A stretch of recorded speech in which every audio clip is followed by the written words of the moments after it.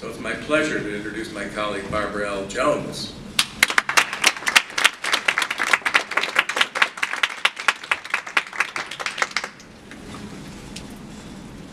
Good morning. Good morning. Good morning. It is a good morning.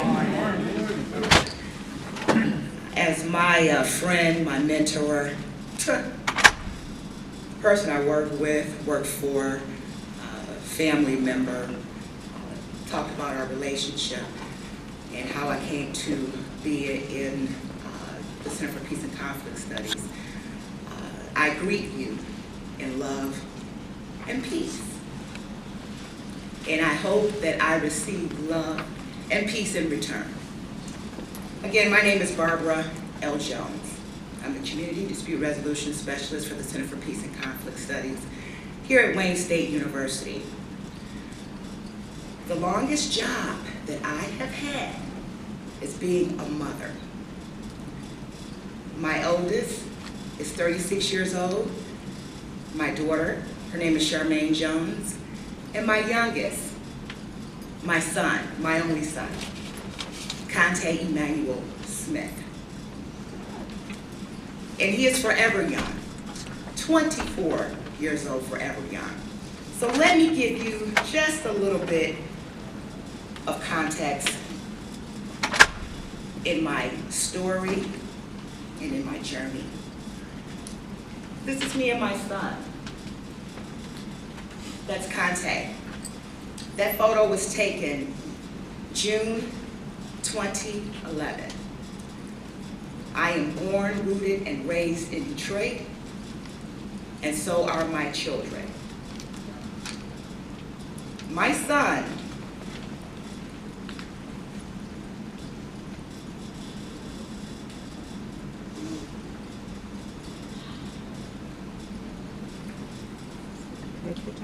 my kids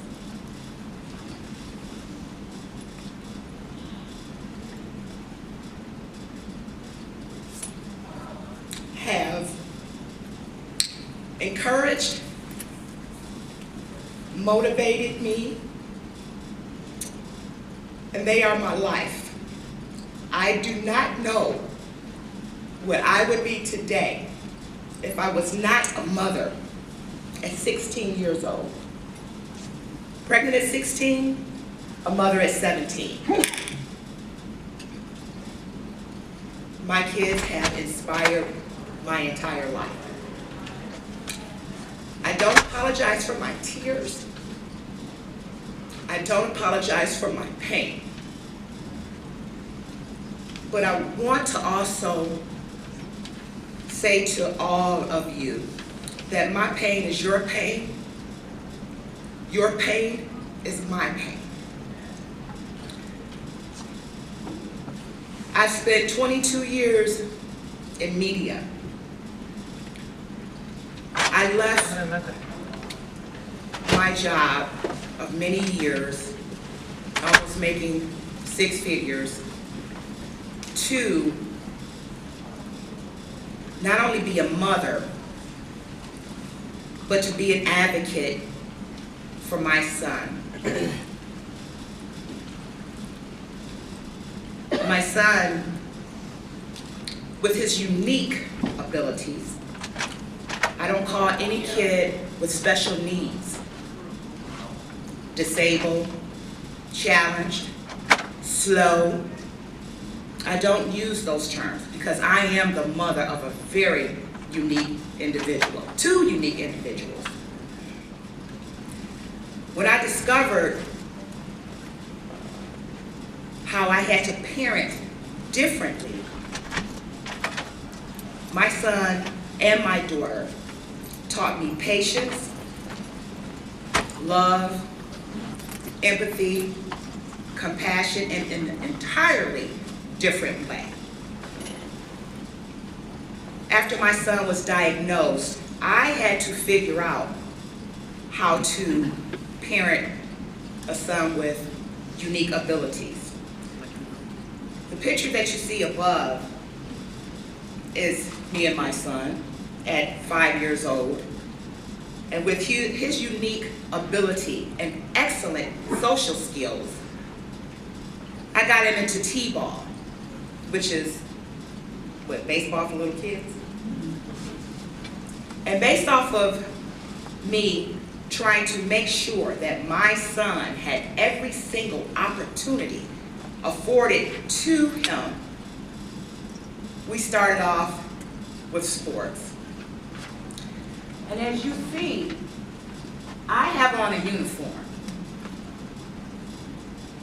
When I got my son into T-ball, I just got him in because I wanted him to experience every other thing that every other kid had.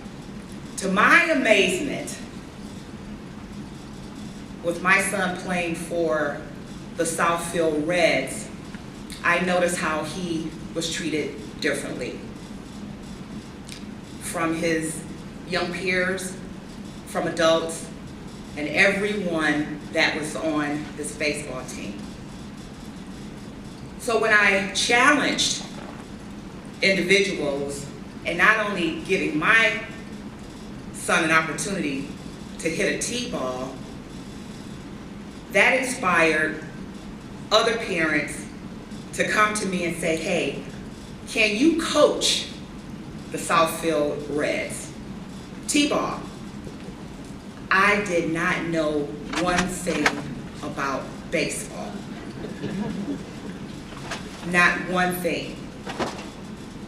They gave me a t-shirt. They said, you need to look like a coach. I'm like, okay, I will play the role. I will show that I look the part, but don't blame me if I make a bad call, if I don't know the basis, if I don't even know what inning that we're in. I took that chance without knowing anything because I wanted my son to have every opportunity. My son ran the wrong way around the bases. My son ran the right way around bases. My son ran from first base to home run because he knew that he wanted to score a home run, but skipped everything in the middle in order to get there. After I saw my son's unique social skills on how he desired to be like everyone else, I had to learn and figure out how to step up to the plate. Literally step up to the plate. So based off of that photo, that's what really got me engaged in sports. I ran the bases with my son. But not only did I run the bases with my son, I ran the bases with every other kid that was on that team. I did that interview with Al Jazeera in June 2012. But I want to just go back a little bit. In 2007, I received a call while I was working at WDET that my son had been violently attacked inside of a Detroit public school. He was in his freshman year in high school. I asked, as I was packing up my things, trying to get from here on campus to 10 minutes away, had they called medical attention for my son? And they said no. I said, okay, by the time I get there, I hope to see Detroit Public School Safety. I'm contacting Detroit Police. And I'm going to contact EMS myself. And I hope all three of those agencies are there by the time that I get there. When I pulled up,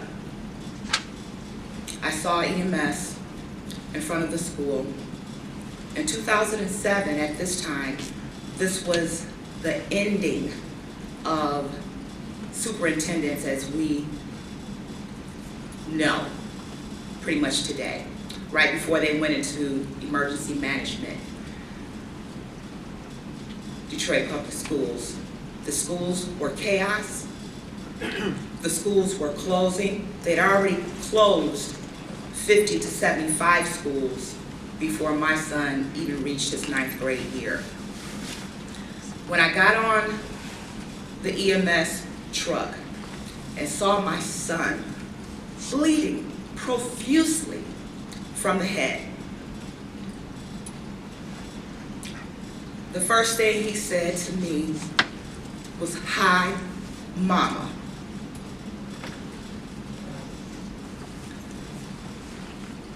After I got off the EMS truck and talked to the school administrators, both police agencies, was satisfied that my son was able to speak to me and to talk to me, my activism became full force for my son. Got him to Children's Hospital. All the necessary reports were taken.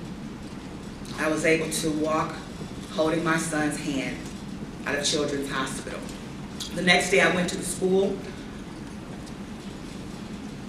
called an emergency meeting myself as a parent with all of the administrators, other parents.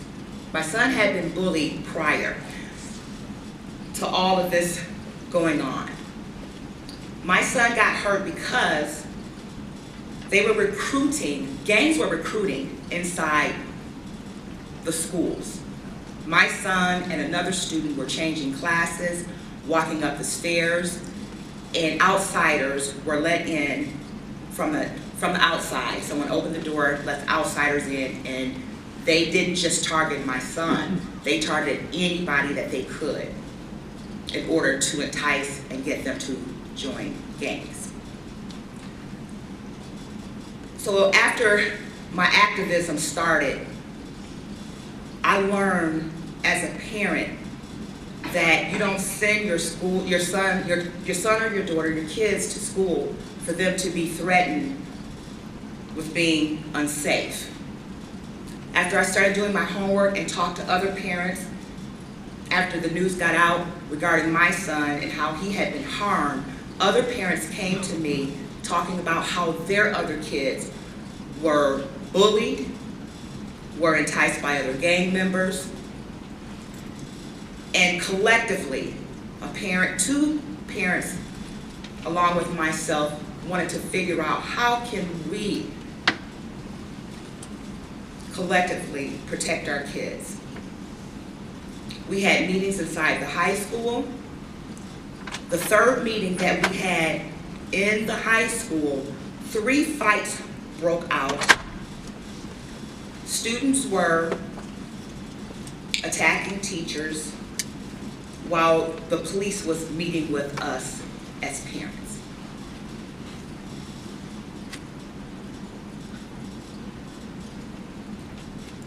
I don't think that we're in denial as far as the issues that's going on inside of our schools. I think and believe we just don't know how to come together and collectively not solve the problems. We got to address the problems because there is no resolution until we understand what the problem is. I do believe that in the denial aspect that we like to deny the problem. Denial is far more easier than dealing with our pain. I pulled my son out of that school, put him in another school, but with limited choices because I did not want to leave the city because of his unique and special abilities. And any parent or student or anyone who knows how difficult it is for not just a student who had these unique challenges, how the system is designed to not address the issues when it comes to unique abilities. My son had the same issue when I sent him to the next school. But what happened at the next school, that my son was so fearful of being bullied, beat up, manipulated, exploited, he took a weapon to school, a knife to school. There is a zero tolerance policy on taking any type of weapon. But at the same time, we're not dealing with the problems. We're in denial. And my son was suspended, excluded, expelled, kicked out, brushed aside. What is a parent to do? There's enough blame to go around. Parents receive most of the brunt of blame. But what does a parent do? I went to the school board. I requested mediation. I went back to school and got my bachelor's degree at 40 years old. I got my master's degree at 50. When I sat in the mediation, it was not a mediation, it was a decision. And I met with every school board member and appealed. I tell this story because that's why I'm here today, in the position that I'm in today. Because I figured if I don't have the academic and theoretical foundations, and I'm actively participating in my child's and my children's education, then maybe if I go back to school and figure out how to do this, then not only will it help my son, not only will it help me,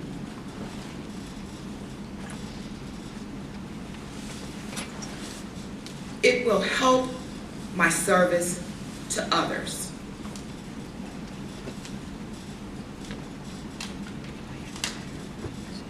Conflict resolution, dispute resolution is what I have my master's degree in.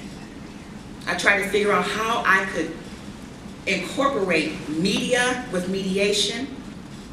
That didn't work. In my master's program, I was discouraged because I'm trying to figure out how not only can I sustain raising my family, how can I sustain raising a community of nonviolence principles rooted in nonviolence. And in my program, I figured out real quick that I'm not a mediator. I mediate all the time. I'm an advocator. And neither can your voice be neutral in the issues and the challenges that we are confronted with today as it relates to peace. And our topic and our theme today is peace in schools.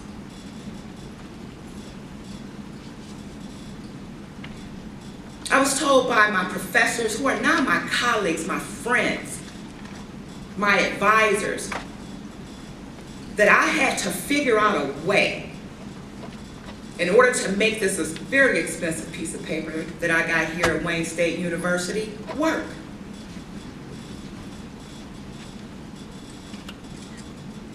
Then I decided to pursue a graduate certificate in peace and conflict studies. And that's where I was able, started off as a student assistant in 2011. That was after that video that you just saw of not only what happened to my son in 2007, but what happened to me in 2010 that really fueled my desire to leave Detroit. August 3rd, 2010, I was paying my cell phone bill at a local cell phone store downtown Detroit. An armed gunman walked in the store. I hit the floor. It was another senior citizen in the store with me. The gunman came up to me, put a gun to my head, and told the manager, if you don't give me money now, I'm gonna kill her. At that point, I was laying on the floor. An AK-47.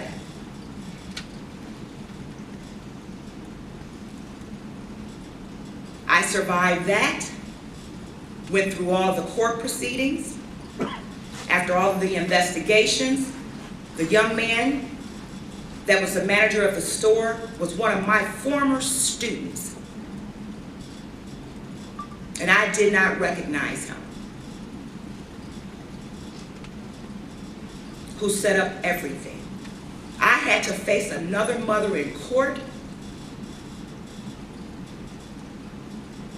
And I put myself in that other mother's position and empathized to figure out what if that was my son. That experience made me really want to give up. But I showed up to the Center for Peace and Conflict Studies in 2011. The Center for Peace and Conflict Studies was going through a terrible time.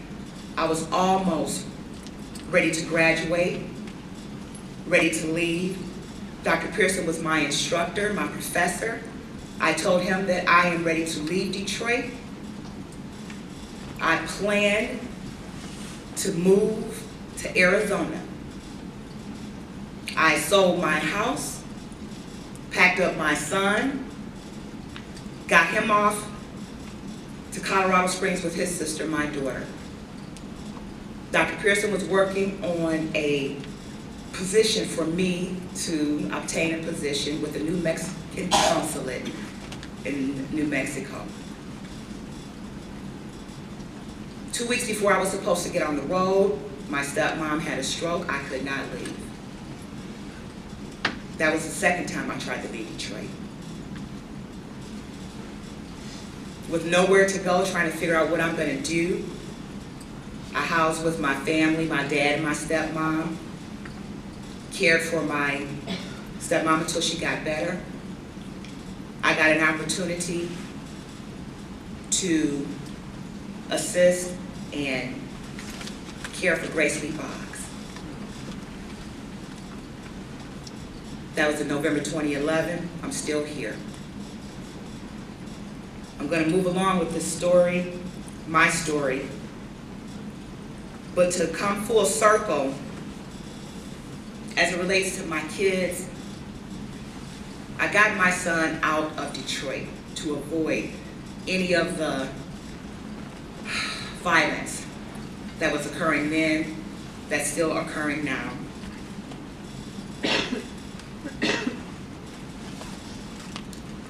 When I got my son all set, gave my daughter another responsibility after helping raise her brother, because we operated as a family unit. She took her brother in. I stayed back, trying to figure out what I'm going to do, not only with this degree, but the work that I love so much. And that's working with all of these young faces that I see right here in the audience. But I wanted to get my son out of the environment in order for him to see that, yes, this is the world that we live in. You are not a product of your environment. The bullying, the exploitation, the harm that has been done, I'm going to send you to a place so you can see that this is not your reality, that this is not our reality. And I'm going to stay back and work with some other young folks to see how I can make a difference, even if it's just one life at a time. I dedicated my entire life as a mother, but from a professional career to the work that I'm doing now.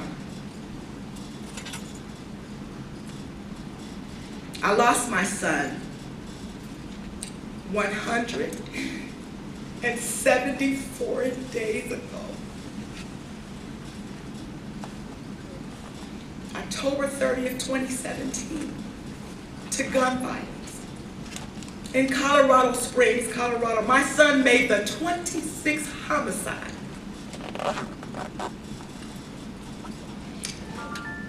'26 in Colorado Springs. We're close to 300 in Detroit for 2017. I don't know any other way to honor my son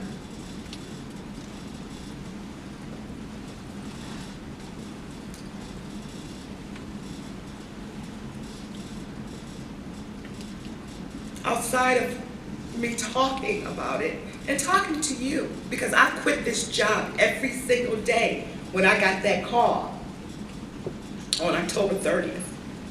Shared with everyone that is close to me that I quit.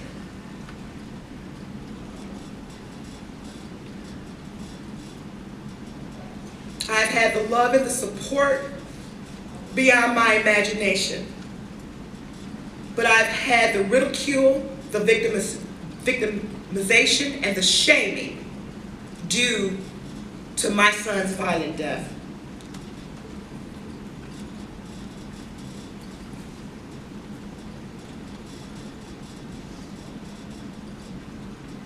The pain that I deal with every second of every day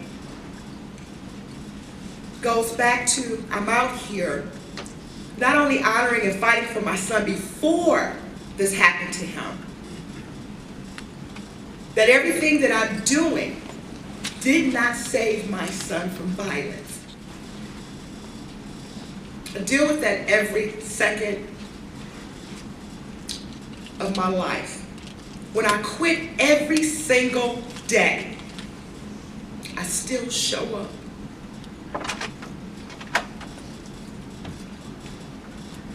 So based off of all the work that I've done with the Center for Peace and Conflict Studies with Dr. Pearson and all the countless people that I see here in this room, my tears are real. They don't stop. They flow. And even before this happened to my son, me telling how I got to this point, the tears would flow.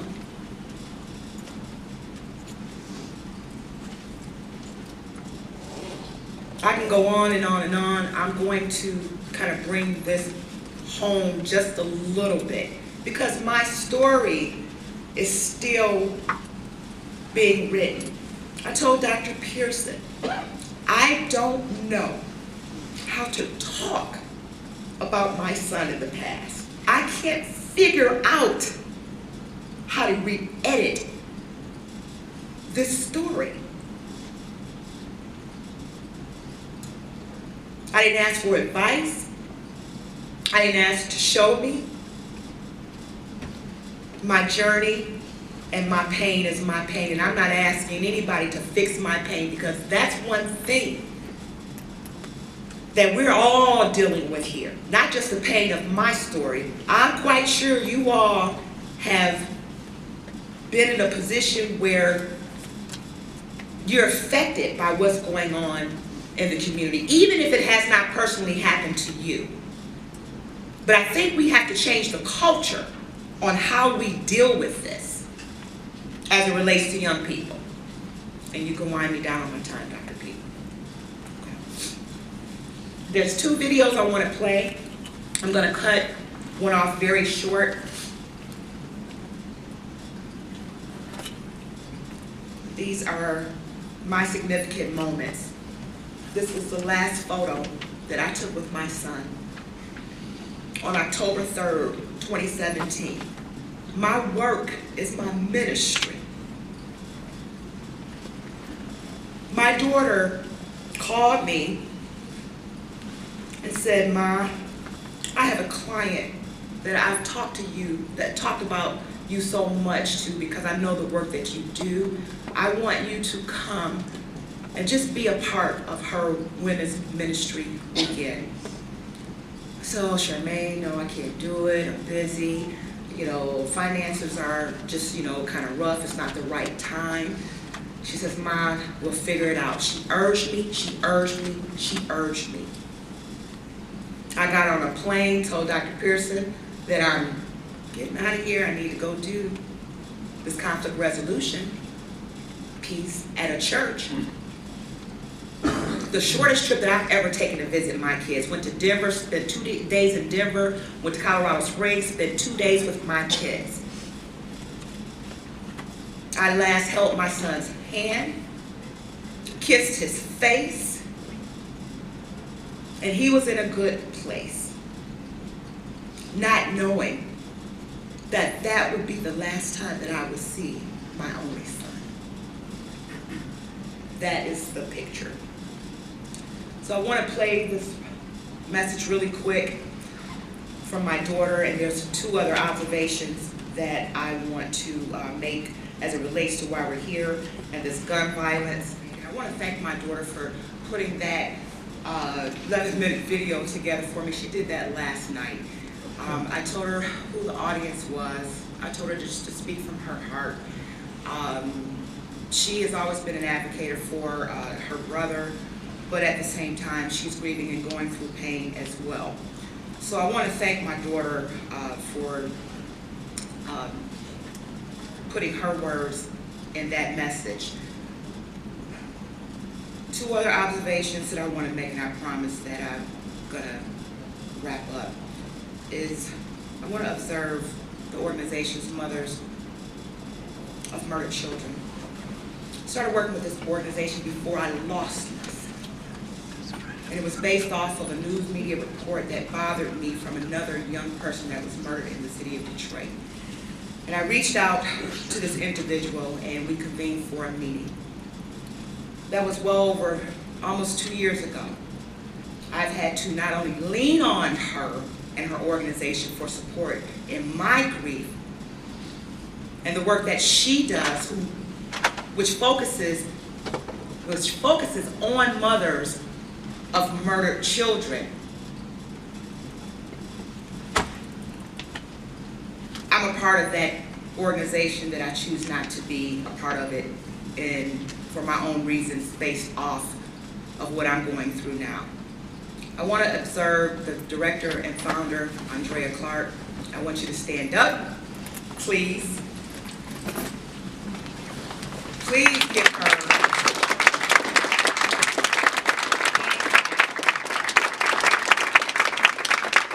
Andrea lost her son in 2011. And based off of her experiences, how she has coalesced with other mothers, such as myself and countless other mothers, in her grief journey. So I want to observe her, the work that she does, and the